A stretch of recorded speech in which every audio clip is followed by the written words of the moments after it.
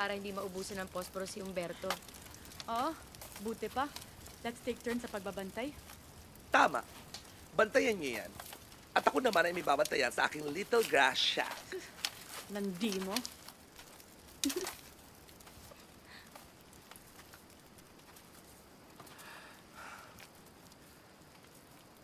Ano ba naman tong grass shack na ginawa mo? Ang pangit ng design.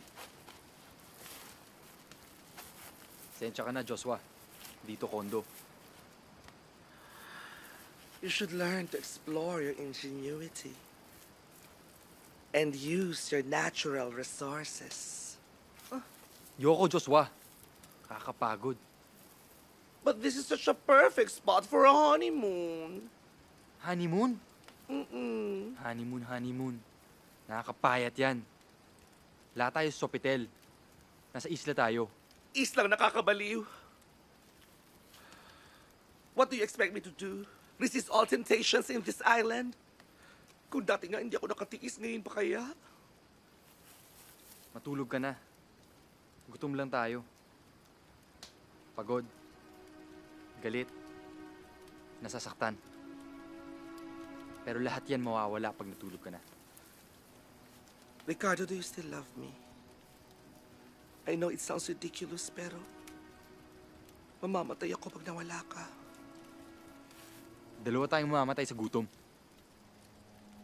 Sa katunayan tong wedding ring na binigay mo, kung keso lang to, kanino ko pa kinain? Kaso ginto.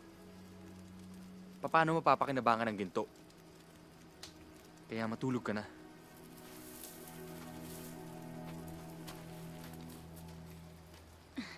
Soft po o hard? Hard?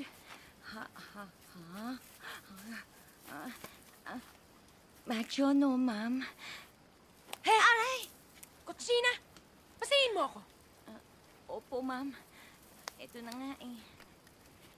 Hoy.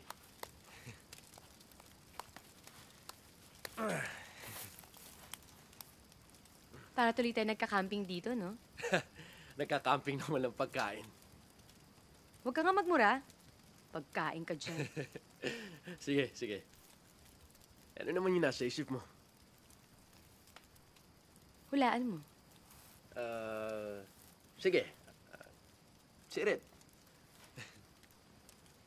Sige na nga. Sasabihin ko na.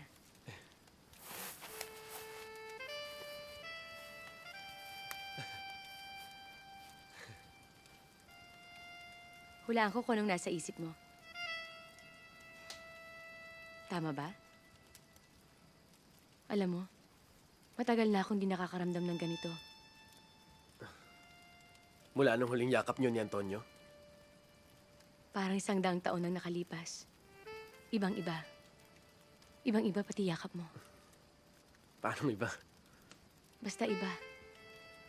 Ang gusto ko, pag dumating ang eroplanong tutulong sa atin, magkatabi pa rin tayo dito. Ako, gusto ko wag na tayong maligtas. Ano mang sinasabi mo? Pag nasa Manila ka na, mag-iiba ka na sa akin eh. Bakit mo naman nasabi yan? Christina G, ako isang hamak na waiter lamang. High school lang ang natapos ko. Pero ikaw, isa kang supermodel. Aba, paano kung mapatunayan ko sa'yong hindi ako magbabago?